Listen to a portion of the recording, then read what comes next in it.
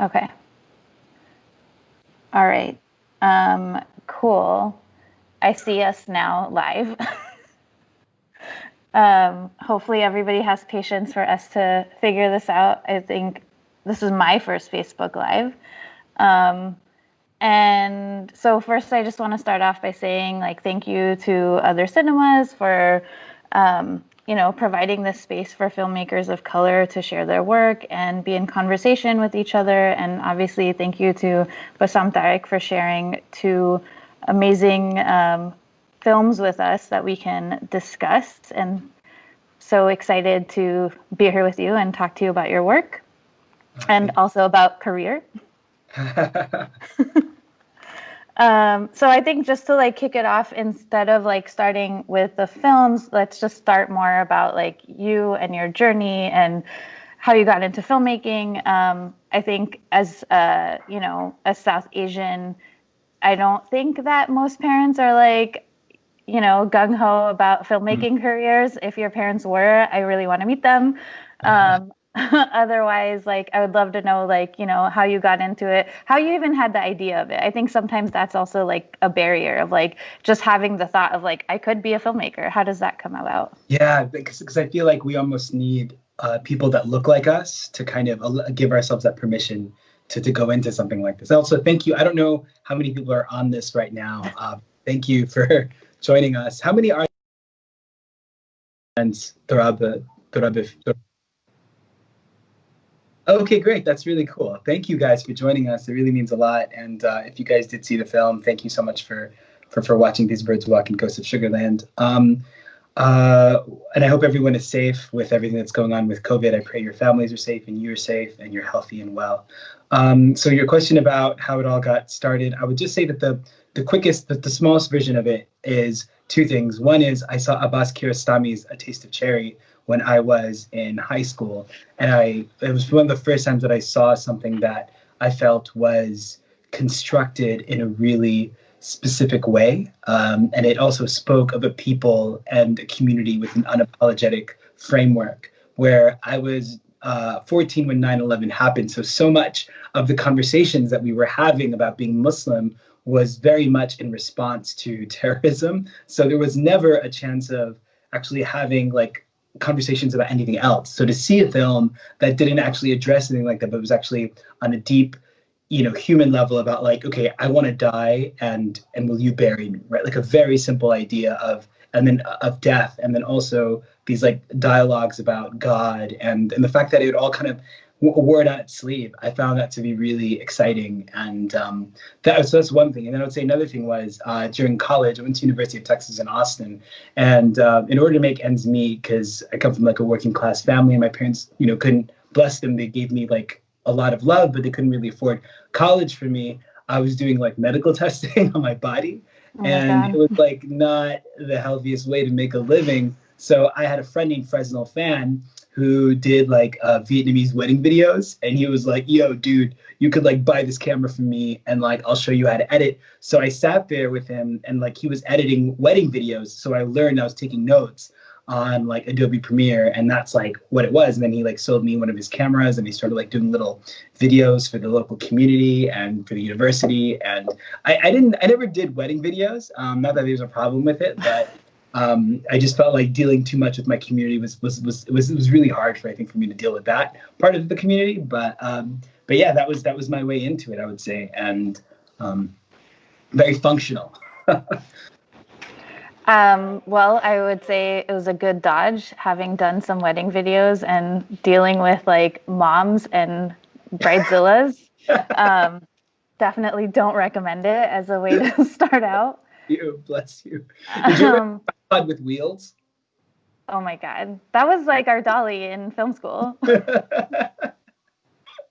And I think I would still probably use that if that was what was necessary for a shot. Nice, nice.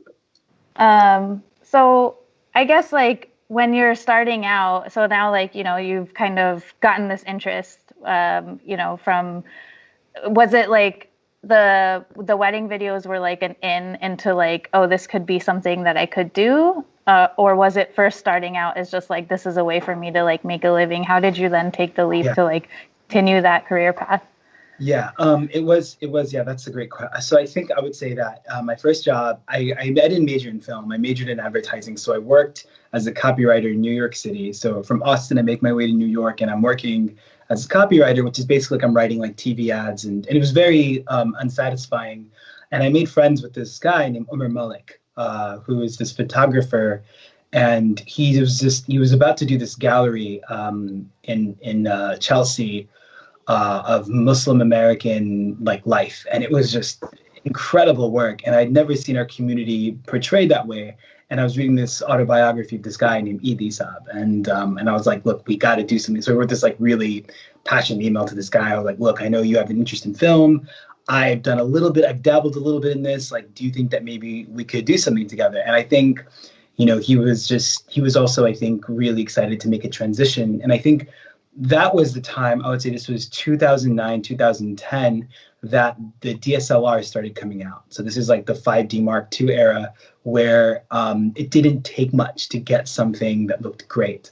So with just a little money that we saved from asking people around the community, people that had actually funded some of my other little video work, they had seen me. They're like, oh, but someone wants to do this thing. Yeah, sure, we'll throw a little bit of money at him. So in a way, like, I can't deny the community being there and like supporting me. And when I mean the community, I mean specifically like this. I think I would put it in two buckets. Like, there's this South Asian American community, and then there's the Muslim American community, and there's intersections in there, right? But there's some people in the South Asian community that are quite secular that gave us money, right? And then there were people in the Muslim community that were very deeply religious that also gave money. So I think to find those interesting verticals and see how they give was really cool. And I don't know if a lot of you people that are watching this are based in London or not, but I would say the one advantage of being from the States is that the people, the South Asian and the Muslim community here is quite wealthy. So generally, they've been able to accrue wealth. They're middle class people, so they have a desire now. I've noticed, at least at that time, to start investing a little bit in the arts, right? In whatever way I thought, So I think the little bit of money, it was not much. It was maybe like 10,000 or whatever. We then bought equipment, and then we bought, tickets to Pakistan, and then that's sort of the start of what I would say is my film school. And that was what 3 years. What we thought was going to be 3 weeks ended up being 6-month trip, and then after that became 2 other trips, and then from that we made These Birds Walk, and that came out in 2013. Yeah. Yeah. And that sounds easy when you put it like that. So I guess like how. I know that you've gotten a lot of institutional support for your work, but I'm assuming at this point you're really new to the field and you've like taken on this, what ends up being like a 3-year project. Mm-hmm. And how did that like sort of like the nuts and bolts of that process come out? Like you said, it was 3 weeks, then it became like 6 months. You can tell that you've spent so much time with your subjects because there's so much intimacy in those relationships. And was the majority of that filming like that 6 months where you followed like the 3 main characters of the film, or was that like coming back and kind of fundraising? Like, how do you actually like kind of put something like that together? Yeah. Okay, great. So I would say that in the first 6 months, we were able to get the entire, I would say, the kid's story. But there were holds that I think we didn't realize we had, which made us continue come back. What I will say about institutional support, I remember we were begging for people to help us, like institutions like in the States. And I know this is a thing that happens for the people if they're coming in from the UK, like they listen in, is there's like a ticketing system that there's almost like a queue that you have to wait in line to get some institutional support, and the money's really good. But I would say the problem is that when you look at a lot of the programming that comes out of them, it really sucks, or a lot of the stuff looks the same because these commissioners, they have a very heavy hand on what your film is going to be. And when you're very new, that can be really intimidating, and you end up kind of bending to their will. The fact that they had no interest in our work was great. Like, we applied to everything, and we got rejected from everything. You name it, we were rejected from it. But we got a little bit of money. Sundance was like, okay, this is kind of a cool idea. Like, we'll give you a little bit of money. So Sundance was really generous. They saw like a rough cut of the film. Like, this was after we had a rough cut of the film, after doing 2 trips, that they were like, okay, cool, yeah, we'll throw in a little bit to help you guys. But I mean, it's also important to mention that like these things don't just happen on their own. Like, there are people that see glimmers of something in it that then take a risk on you, and they work for free. So our editor, Sanjui Sinha, who is an incredible filmmaker, just recently came out with her first feature called Stray Dolls. She is Indian, American filmmaker, like who has a great like grasp of Hindi and Urdu, and was able to really, I think, build a film for us, right? Because we didn't know what we were doing. We had this like highfalutin, like these weird high art ideas, but she was able to put things together in a really strong way. And I think a lot of the credit goes to her. And I think that's like what it is. It's like, this is really a team sport, and you'll have to find these people that'll then just give you, you know, that are willing to take risks with you along the way. So I think that was something that I think I started to notice is like, okay, well, she's taking a leap of faith, and we have to take a leap of faith in her, but we have to also make sure that we're continuing to get this thing moving. I don't know if that answers, but yeah, but like, I think it's actually, I'm really happy we didn't get much institutional support, because particularly with your first film, you want to make your mistakes and not somebody else's. And you want to take the risks that you feel are yours, you know, so you can, like, and Omar Malik and I, we co-directed the film, and I think I'm so proud of that relationship. I'm so proud of that friendship, and I'm so proud of our collaboration, because we did all of it together, and I think we can stand by all the decisions we made together. And like, you know, like, there are mistakes that I see and there are mistakes that he sees, but I think we can look back at it and see it as a timestamp of that's where we were in our life at that point, and we can go, okay, cool, we learned a lot, and now we move on. So just to talk briefly about style and how you like approached it, you said you had some like highfalutin ideas.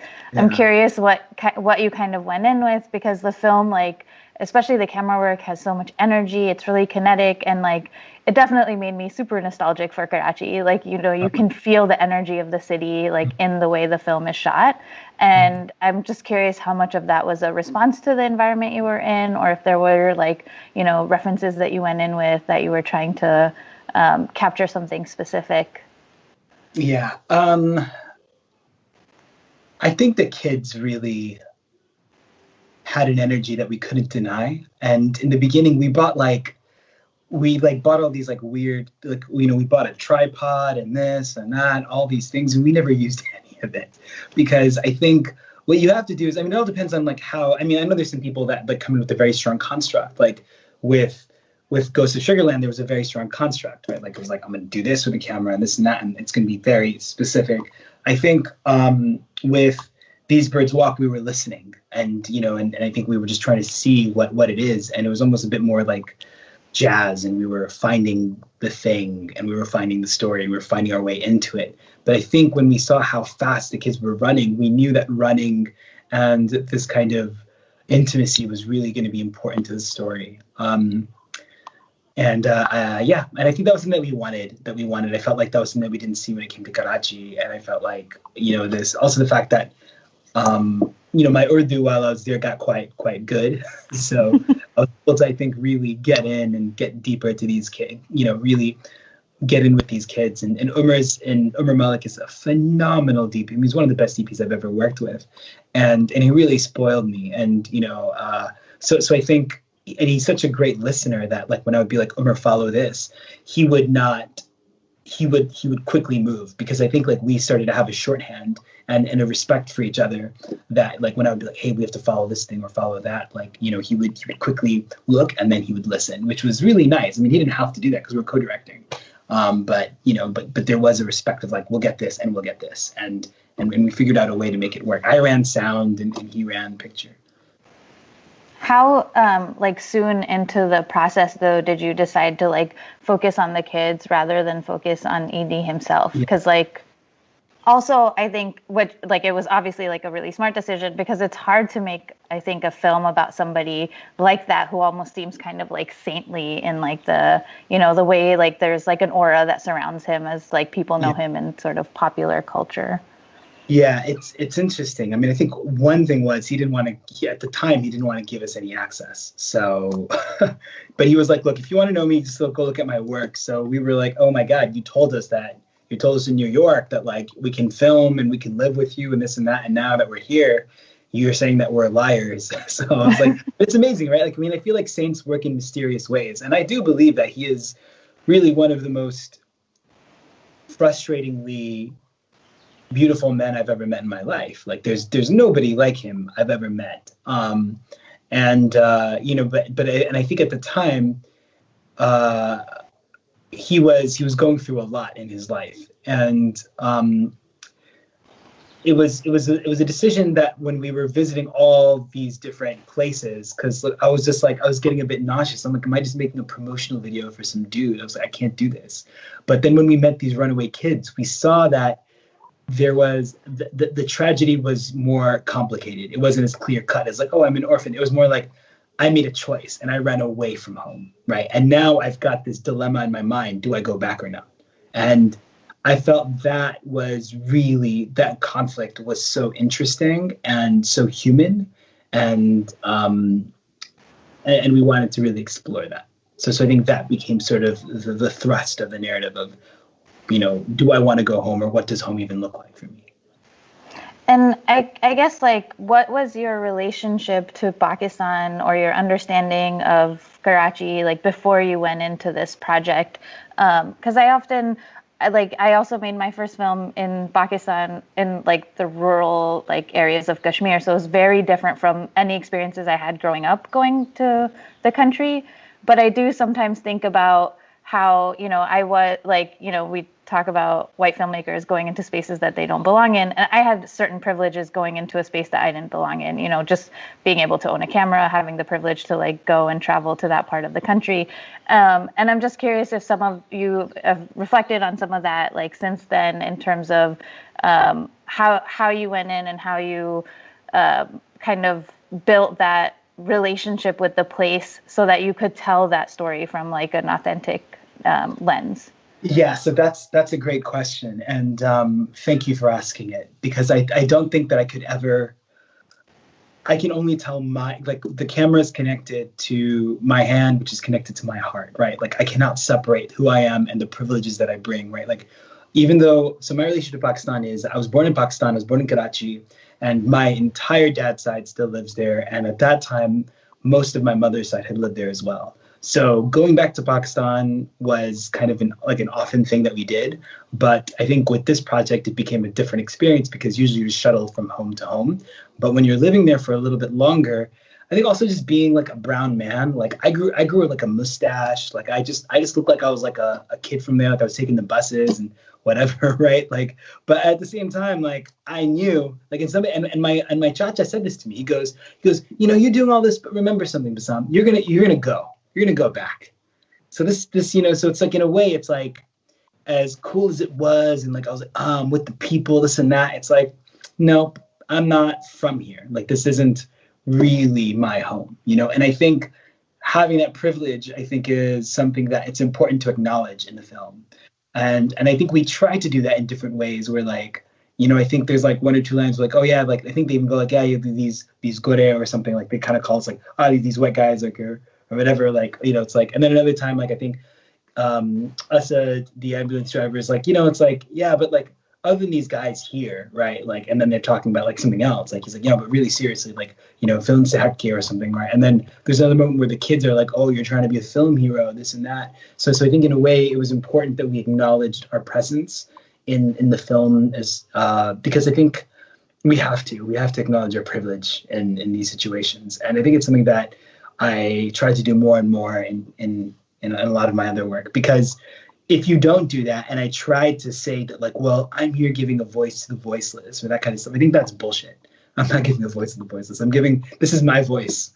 And I may be helping amplify some of these people through my work, but I don't know. I feel like I'm trying to do something that's true to me.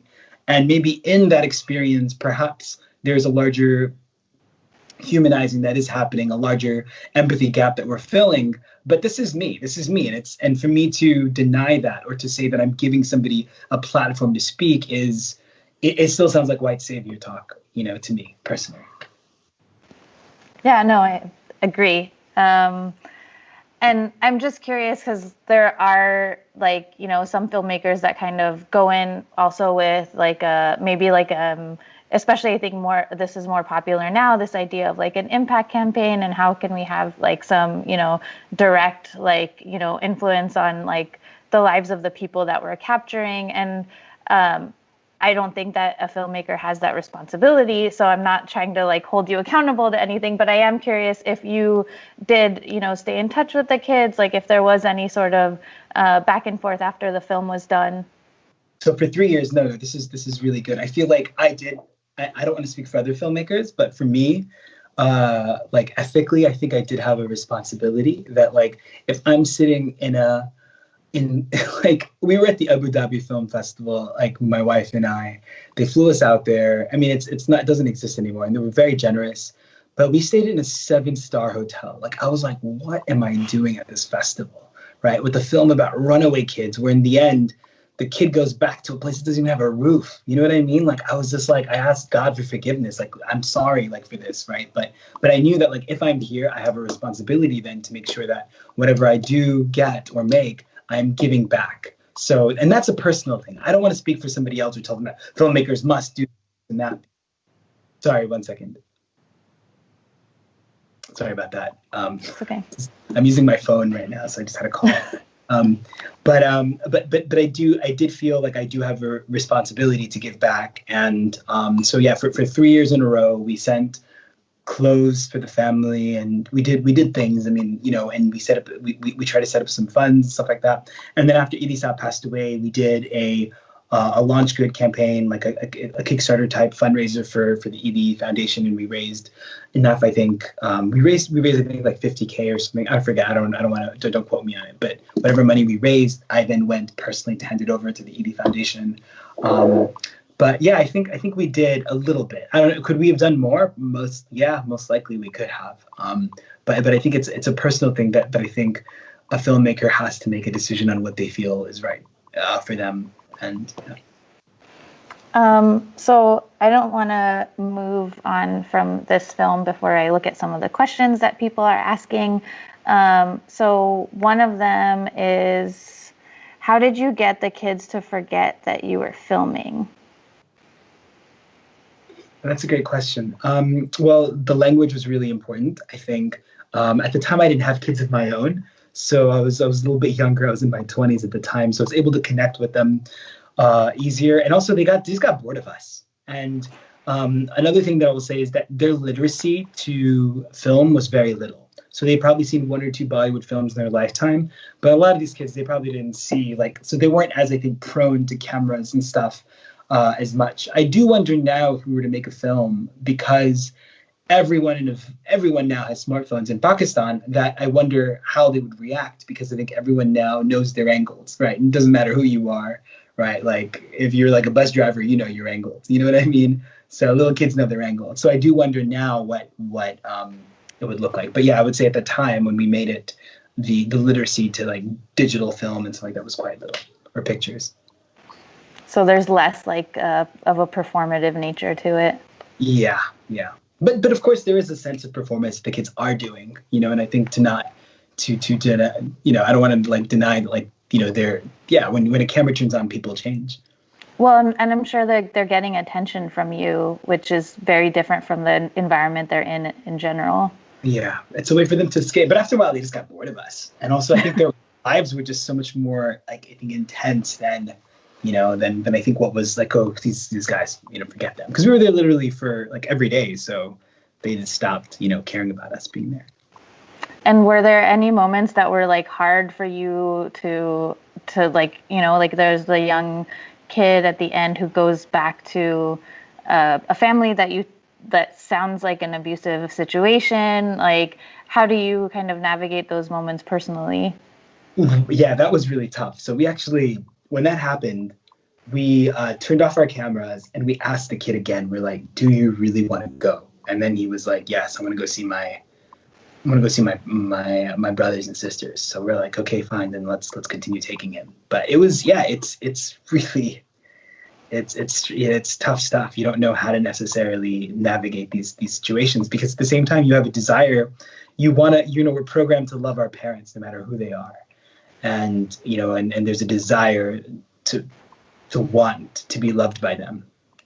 And I think it's really also like a beautiful thing to see, like the hope that kids do have, right? There's like this unrelenting hope of like things can look better, things they may change. I mean, I see with my own kids and how hard they try to please me sometimes. And did you like, how long did you have to wait for that ending? Like, was that and I know that you said you were filming, like you had like 3 separate trips, but like it's kind of a film where like you got like this perfect sort of like bookend, but then it also feels like it could have been like this, how do we construct an ending from this situation that is obviously doesn't really have like a neat bow on it. A light on in this because it's about to get a bit dark here, so you can see me. That was a tough call because I'm not sure if you remember this time that in Pakistan, but in like 2010, 2011, the amount of, I think, casualties in Karachi were, I think, almost from what I was told at the time, it was like at the level of Baghdad. There was so much violence, unfortunately, in Karachi. And outside, I think, out of the outskirts, it was really, really tough with ANP, the Awami National Party, and MQM, and sort of the internal battles that were happening. And where he lived, they called it Taliban territory. Like there was like a lot of, so we were never really sure when the kid would get dropped off, So we were always like, just tip us off whenever it's going to happen.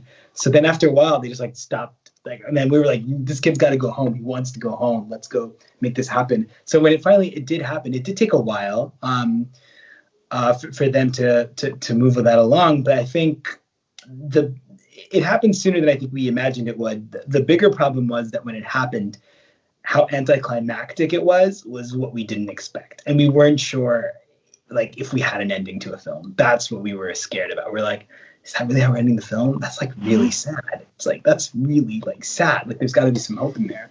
And then we realized that there's this idea of Asad being this baton of somebody that himself grew up without a family, right? Like was like, and he only told us that like on the second and the third trip. Like there's like this one scene in our film where we have like a voiceover where Asad talks about his life, which is quite like a very conventional thing that we did, but it was important. Just kind of get a backstory of like who is Asad.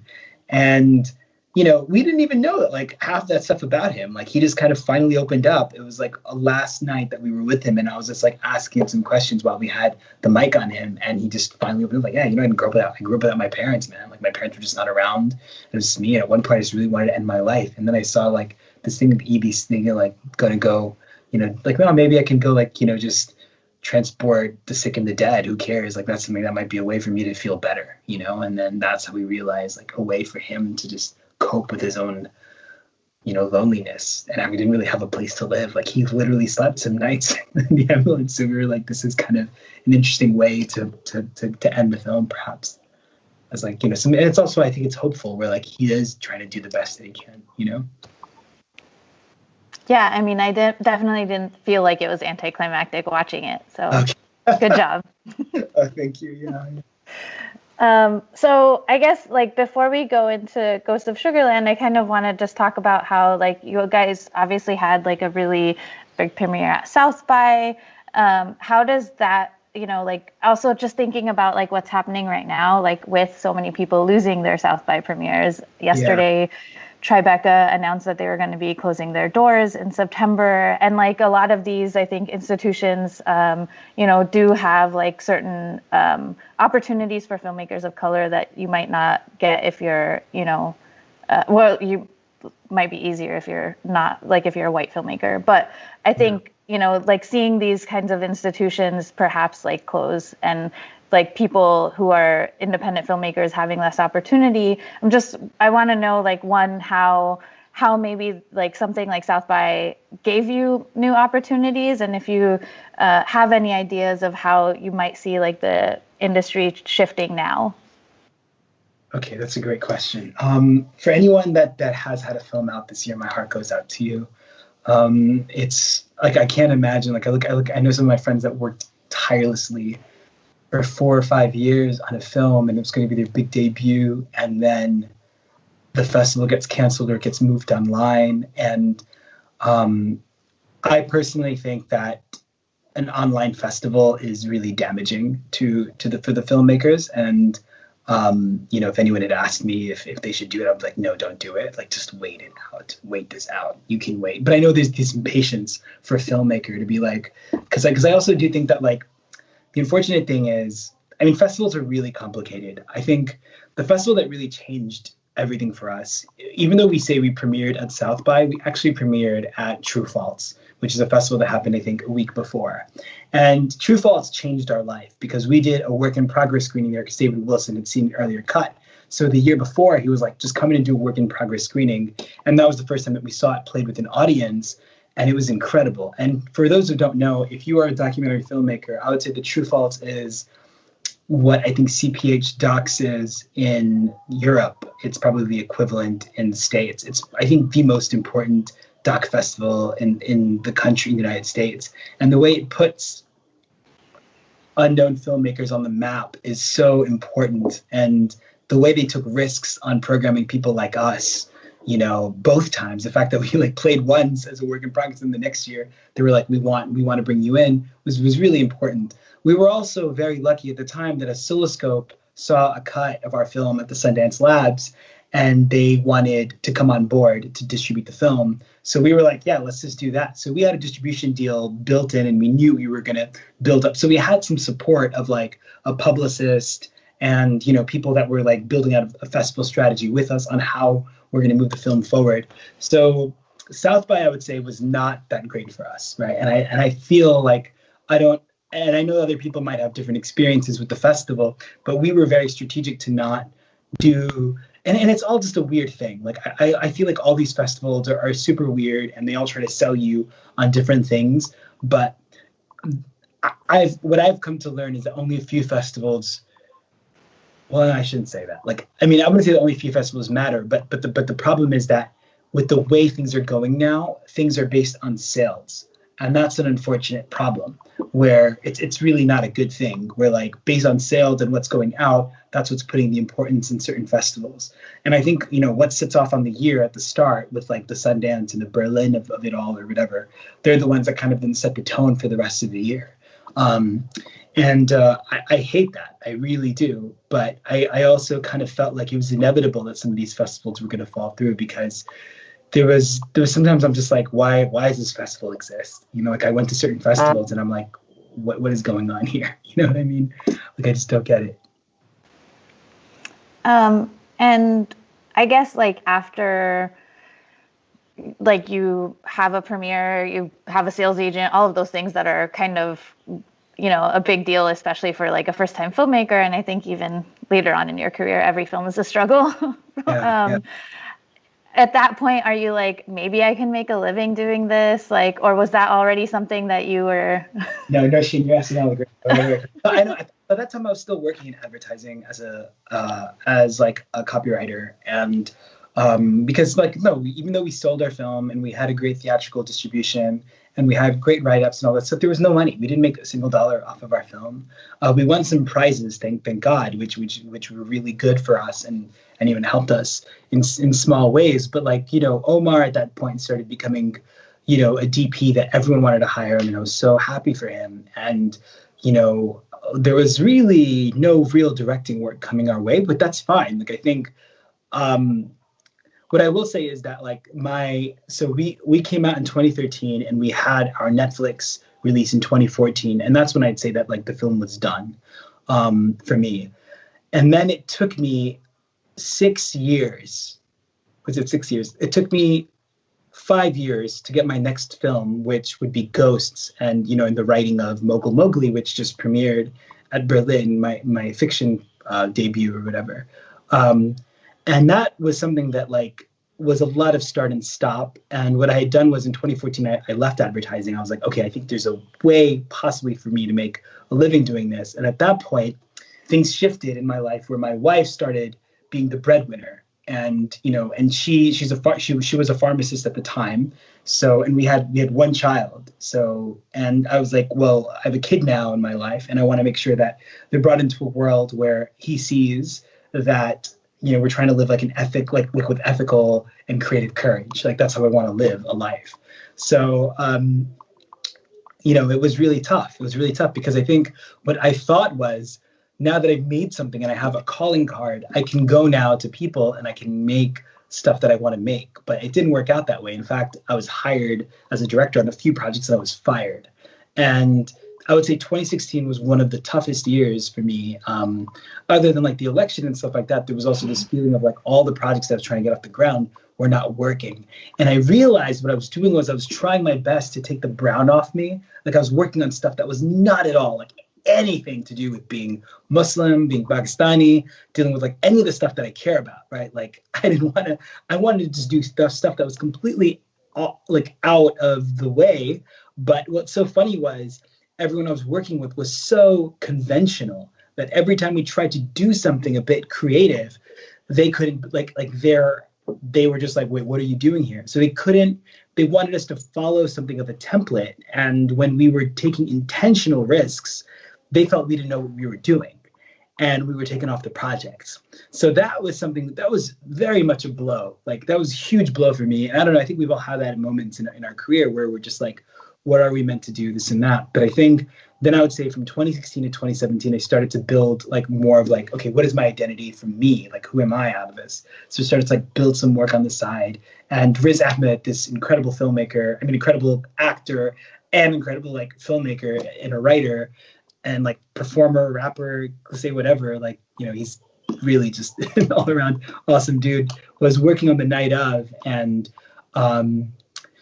he saw These Birds Walk and wanted to like start collaborating on something. So I think having him in the back of my ear as sort of someone that I always kind of sensed something I'd work on, and he'd always just be this kind of champion on the side. And like, why does this guy like my work? And he was always like, we got to work on something. So I think that gave me a little bit of the courage to kind of start looking back in at myself and the communities that I come from, which is I think what Ghost of Sugarland is. It's like literally my friends in Texas that I grew up with.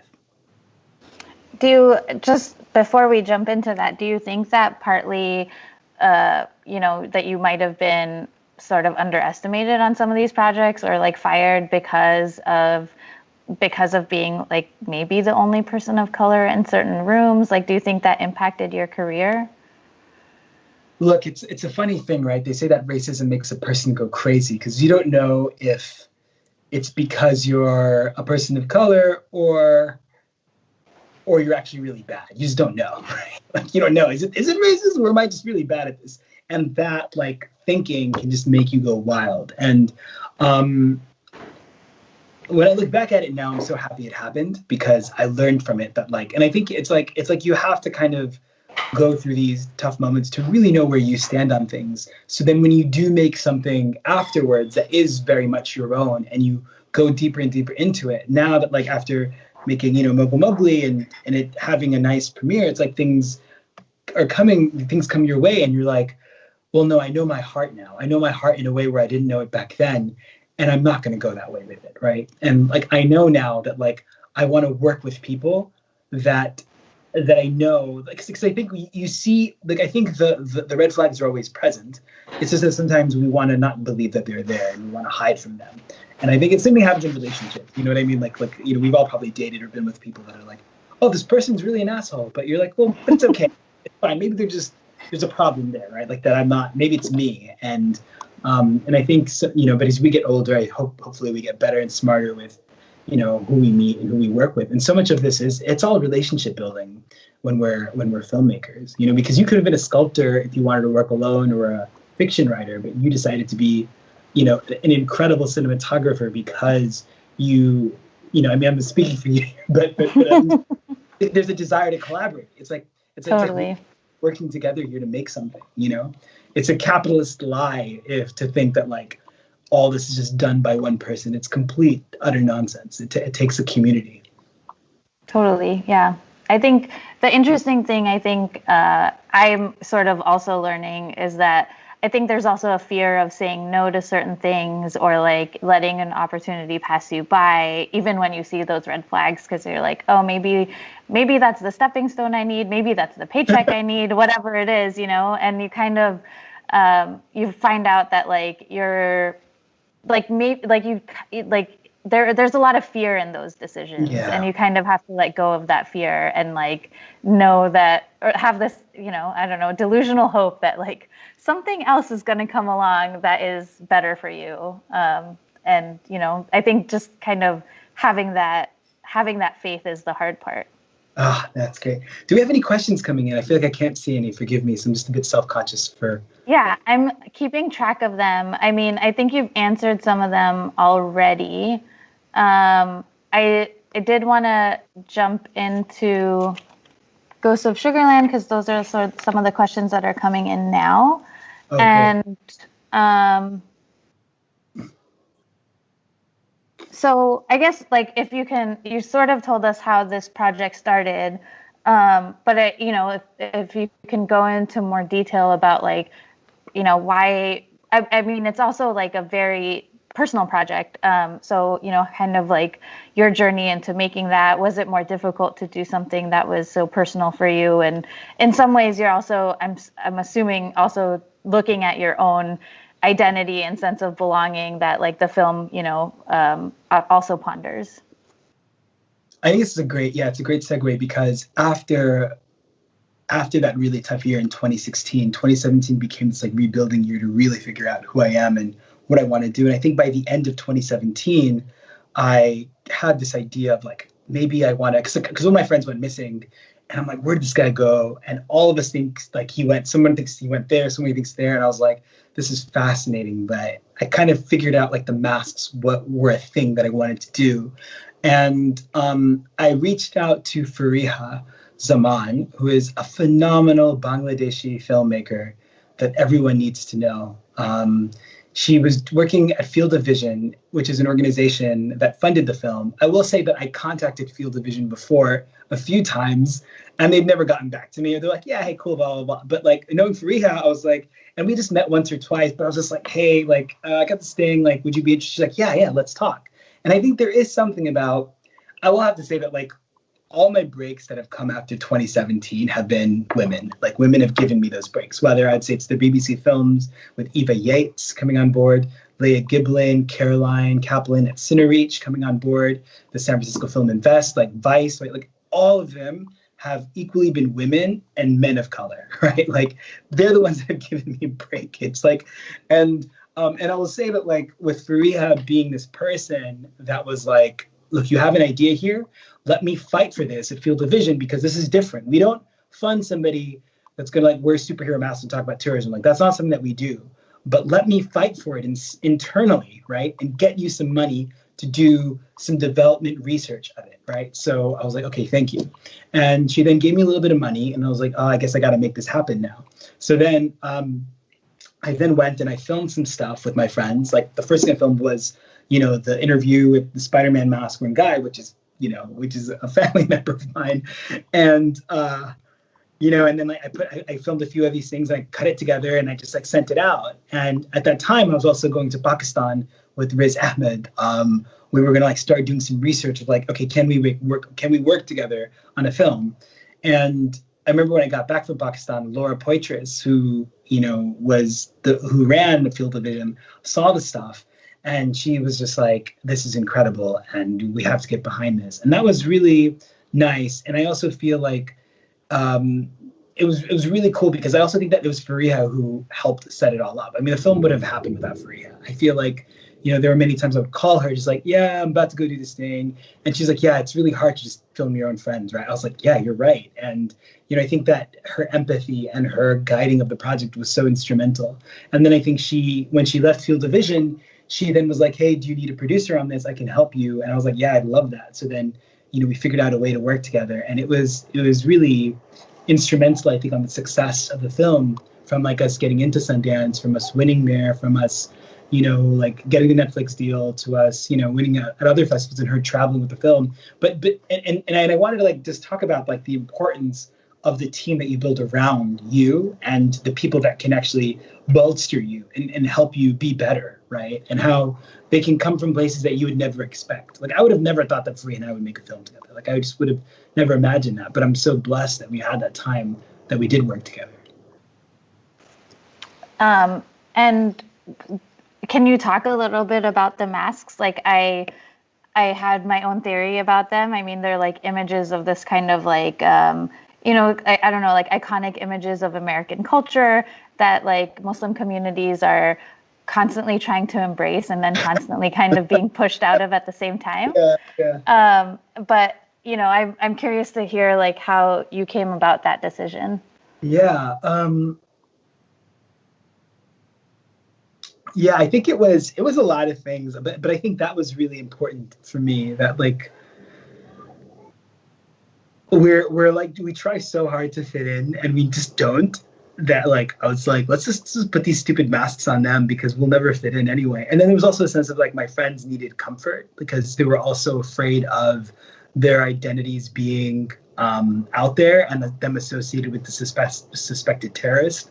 And it's hard enough for them to get jobs because some of them work in IT, some of them work in there. And it's like a lot of my friends that grew up in a lot of the people that are in the film are working class. They come from working class backgrounds. They came from Houston and they moved into new money Sugarland. You know what I mean? So it's like a lot of them are the ones that like provide for their parents and provide, for their kids and stuff like that. So it's like they don't have the luxury to just talk about things.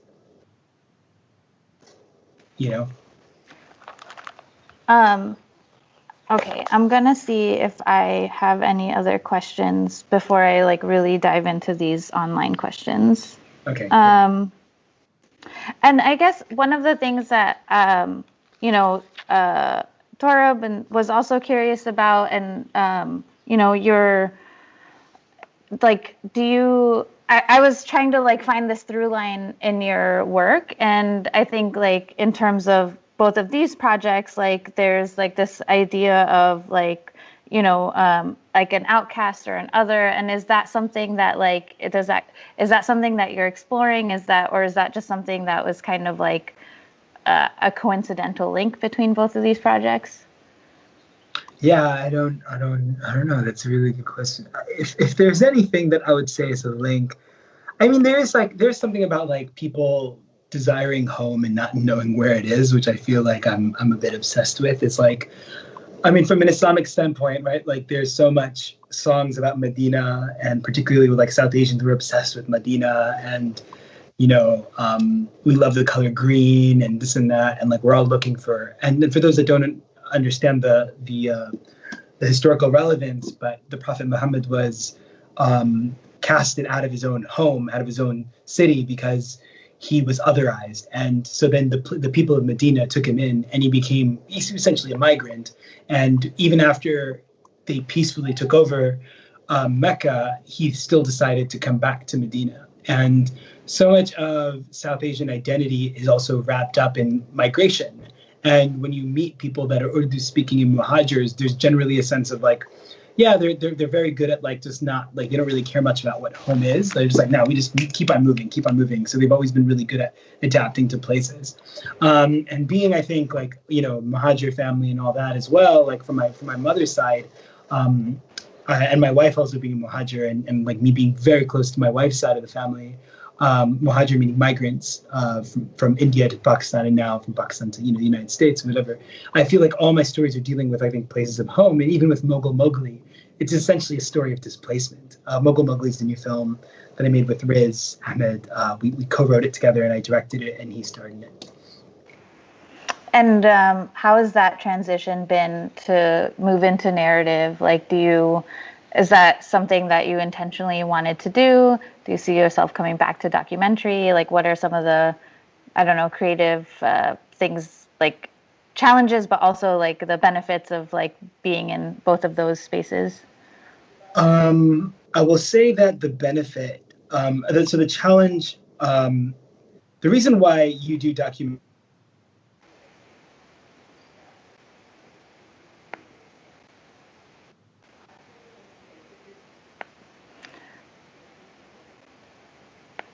Maybe my internet has Sorry cut about out. that. No, Okay, I no, thought no, that was no. me. The lights just went out in my neighborhood. Sorry about that. Oh wow. And you're not in Pakistan. Yeah, I think the lights are back now. Yeah, they're coming in and out. Actually, let me just unplug this. Forgive me. I need to just go tell my kids that the lights are going out so they don't freak out. Okay, One yeah, second. of course. Oh, I will continue to get questions from our okay, great. audience. Guys, the lights are going out right now. Okay, so.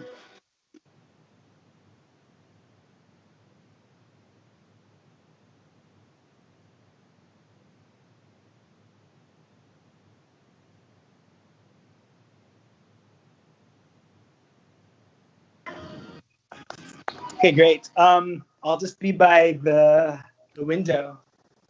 Can you guys see me? Yeah, it's actually not as dark as maybe it looks to you. Oh, forgive me. I've got Bless the you. other view. Let me just turn it around. Oh, Sorry. maybe my Skype is brighter than the Facebook Live. There you But go. Great. So, any questions or anything? How many people are here? I can't see. I'm sorry. there's a good amount. There's like 36 comments. There's Oh my. I mean, one of the things that somebody did ask about was how you started your collaboration with Riz, which I think you've spoken about a little bit, but again, like your leap from doc into fiction. So if maybe you want to go into that journey. Yeah. Yeah. I will say that like the transition was quite tough because in documentary you have a lot of latitude um, to find space to make things work and all that. Um, and in fiction you don't. You have to come in quite prepared because you have to make your days. So I think making days was really tough. And I think another thing that I had to learn was to be firm and to not be this like person on set. Because I think in documentary there's an empathy that you just need because everyone there doesn't want to be there. But I think with fiction it's very different because the actors are openly there telling you that like in a way it's like when they signed on there's like open permission to manipulate them. Where in documentary there is this like there's this dance, there's another kind of dance that's happening. So but I do think that that helps me because the way we made the film, and I really wish that people had access to the film because I feel like we should really do this after people have seen it as well. I would love for us to have a second conversation. Is that like we adapted the film as we were making it, and I think that to me was something that I'm just used to because in documentary I only know chaos. So chaos has been very helpful for me. I think for other people on the set it might have been a bit too chaotic, but I'm just like I mean I'm used to like people like we were like about to be kidnapped a few times. Like I'm like I've smuggled here into like Cairo. Like you know, it was like this was easy. I just like show up to set, you know. So I was like, it's like the chaos of the day didn't really bother me that much because I knew like we'll get, it, you know, we'll figure it out. So I think the fact that I think if people are making the transition from documentary to fiction, like remember that instincts that you have of listening to your heart and what you know and how you plant your ground, how you plant your feet on the ground. And I think if you're able to do that and you're able to be nimble, you're gonna do really well. Another thing that I'll say is I was blessed with a really talented collaborator, you know, and someone that really did give me the latitude to take risks. I think he took a huge risk on somebody like me because I was just like throwing a lot of things at him as well. But to see how he was able to work and adapt with me and, you know, and like, you know, be patient with me, I think was really something. So, And let me see, there's a couple of questions here in our chat also. Can you walk us through your creative process of, and I think this is related to These Birds Walk, yeah. what you did first? Sorry. Yeah, just walk us through the creative process of timing, what you did first, how did you structure and flow with the story and build trust and access with your characters? I think we knew at the start that we were gonna have I mean, I think right when we met the Runaway Kids, we knew that like, okay, they're these kids and they have to go home. So we know we have some kind of a structure with them, but we didn't know where the other parts. And I think so much of this is you have to And another thing that we tried to do that it didn't happen in the end was we wanted to try to make the whole film look like it took place in one day, right? We wanted to try to, I don't know why we did that now when I think back on it. It was just like, what we have to do is you have to set yourself up with certain constructs, but then you have to be willing to let go of them as well. So I think when we got into the edit and we quickly saw that like, no, these ideas aren't working, we had to let go of them. There was also this like, it was actually supposed to be more of a tapestry of Karachi. Like it was supposed to be this very textural like thing about like, oh, what it feels like to be in Karachi. So we had 5 different stories that were going on, from like a singing bus driver to like transgender like sex workers, which is like now unfortunately kind of become sort of like, I mean, I'm rolling my eyes almost because it's like such a thing that like, you know, people from the diaspora do, you know what I mean? And then a few other like little like strands of stories that we had. None of them worked because we were like, what are we doing? Like we have one strong thing and let's just commit to it. And I think it really took our editor to really help us see it. I will say that I think you have to be open. You have to be open, but you have to also film as much as you can, because you can't edit while you're filming. You know what I mean? Don't just be like, no, I don't need that. You just get it, because you don't know how it's going to come together. So that first 6 months, you were filming all these different strands before the second trip, where you kind of like then focused on the kids? No. The second trip was more about focusing on these different strands. It was. Oh, wow. Okay. Yeah. It took a while. You know, like it took a while for us to really figure out if like that was a way. You know what I mean? Like it took us a while, and it really took our editor. It took somebody else that was not us to be like, actually, that second trip that you took to Pakistan, none of that footage is going to be in your film, and us being okay with that. Like of the maybe 100 hours of our film, we're only using maybe like about 4 hours of it. You know what I mean? And well, there's some really great, you know, cutaways that I'm sure you got out of that. Yeah, they're like little. So one of the questions is like how you're navigating your sort of dealing with like creative growing pains and dealing with failure. Yeah.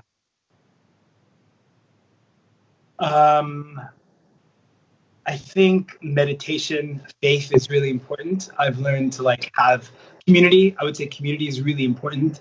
What communities you come from are.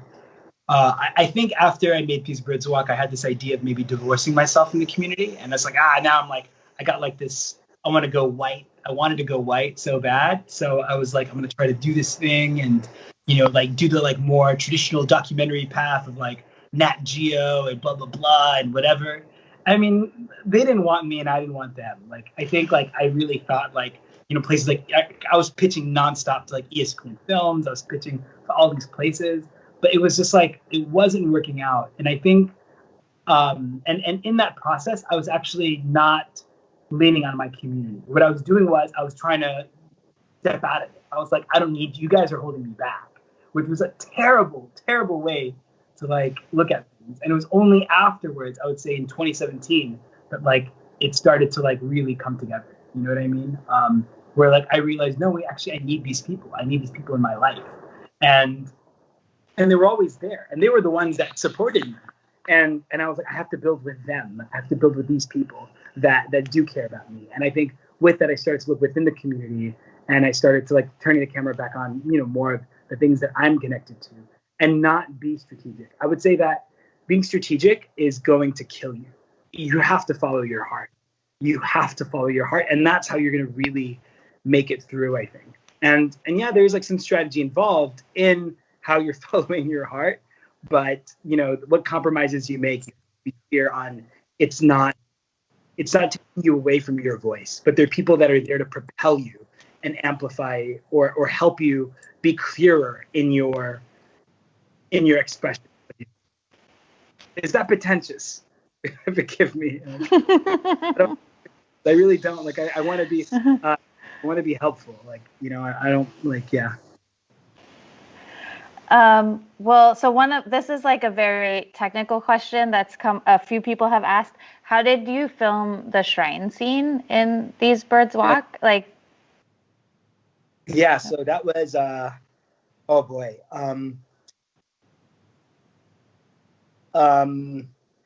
he wanted to go to the shrine, and we were like, okay, we'll do this. But I had him promise me that he wasn't going to run away, so Omar and I just ran after him, and Omar is a phenomenal DP, and I would say all the credit goes to Umar Bhai.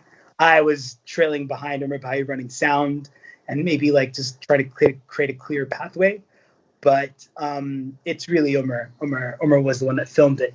I would say the one part that I had in it was more of the sound design and the building of that, and sort of the that part of it was something that I was really hands on about, because I think that to me is one of like our it's really the it's like the cornerstone scene of our film, and it's really the only release the kid gets, of like of like a payoff, right? A traditional payoff, as we would know.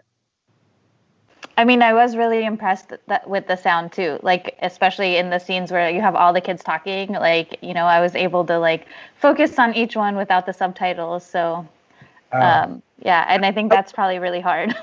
Yeah, I would say that like that's also, we had a great sound designer and sound mixer, Damien Volpe, worked all by himself, doing all the dialogue work, doing like all the mixing work, doing all the design work. Like it was one guy that did all that work by himself. And usually, like now that after I worked on like a little independent film with Mogul Mowgli, like I learned that like, wait, actually no, there's like a person that just comes in and does dialogue. There's a person that comes in and just does mixing. There's a person that comes in and does design. But like Damien Volpe did all of it all by himself in like a week, so that was really, it was Crazy. Yeah. And how in Ghost of Sugarland, how were you able to get the commentary from Mark? Yeah. So all of Mark's thoughts in the film are from his Facebook status, from his emails that he had written to us, to instant message conversations that I have saved. Because, and this was really important, like the hardest part of the film was giving him a voice and how we give him a voice in it. And it's something that I will say is, yeah, I wish I wish I had more. I wish I had more. And now that, if you guys finish the film, now that we know that he's captured, which we only found out right before we were premiering at Sundance, which was crazy for us. Like, I feel really indebted to getting his side of the story clearer, because I feel like it's a bit unfair now when I look at it, and a bit weighed one side. And now that I know that he is around and he has seen the film, I'm really excited, and I still do consider him a friend. And I'm hoping that as everything kind of subsides with COVID and all that, that I'm able to get his side. Oh, that's interesting. So there's maybe like going to be a companion piece to this film? Yeah, I don't know who's going to release it, but I don't. But how does it work in terms of like just getting his permission, like to use his like images and his the emails? I mean, the emails I guess are sent to somebody, so. Yeah, so in terms of permission and all that, it's not a problem, because there was like a news story that came out about him, so he became a public figure, or supposedly Okay. public figure. And I think there was another element of it where what was it? Nothing was I think like outside of the bounds of like, I don't think anything, like, I mean, there was some personal stuff that he sent me that I don't think that was, but I was trying my best to find a way to humanize him, right? Not absolve him, but just to give him as much depth as I could, with the limited resources that I did have. I mean, I think there's enough kind of you can definitely sense from Kylo Ren a deep like caring for his friend, Yeah. and I think that's an important part of the film too. That helps, like, I think I think even the viewer who's like obviously on the fence the whole time too, unable to like really resolve what happened, really at least like connect with him. Yeah. It's interesting to me that you put him in the Kylo Ren mask, though. I'm curious if that was intentional. Because like sad Kylo, right? Like that's like the thing. I don't know. I mean, like the thing is, like he was the one that was he didn't want to speak at all, and he was the last one to come on board the project, but he was the most important person in the project because he was the closest to him, and getting his side of it was so crucial to make the film work, I feel. Yeah, definitely. I feel like that was most of the questions. I don't know if there was something that I didn't ask you that you wanted to talk about. Now I feel like I'm interviewing you for a film. No, honestly, like I just like I can't see the questions, so I'm so sorry, and I don't know who's. Oh, that's okay. If anyone does want to reach out to me, I do try to keep myself quite open, so you can reach out to me on Instagram on Curry_Crayola, and there's also don't reach out like on Facebook or whatever, but Instagram is like I think the best way to reach out to me, and I try to respond to people that do have questions about work, because I would say that like the hardest thing that I've ever found is the hardest thing I've found being like a filmmaker of color is the ability to take risks, and taking creative risks is, I think, the most important part of what we do. And if we're not doing that, then we're just kind of checking boxes, and that's not exciting. And so if we can be there for each other to take risks, I think that's quite important. And particularly, I'd say in the UK, where you do have systems in place and institutions, legacy institutions that have a very specific way to do things, when you try to break out of the mold, they have a lot of trouble with you.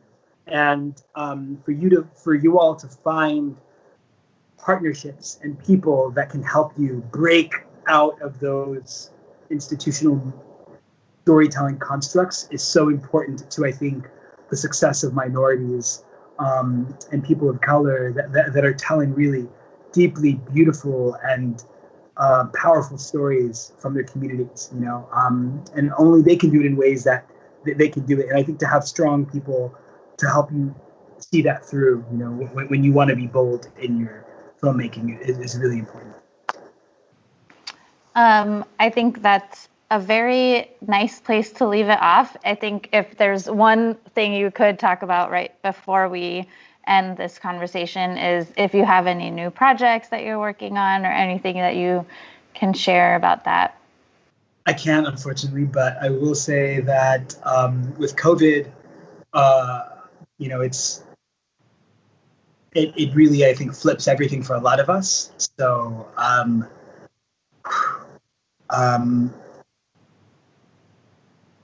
yeah, like we're looking at getting Mogul Mowgli out there, so I'm really eager for people to see it. So I don't know, I can't really say when or how it's going to be out there, but it will be out there soon. And please stay tuned. And thank you all for watching this work, and I hope everyone's safe.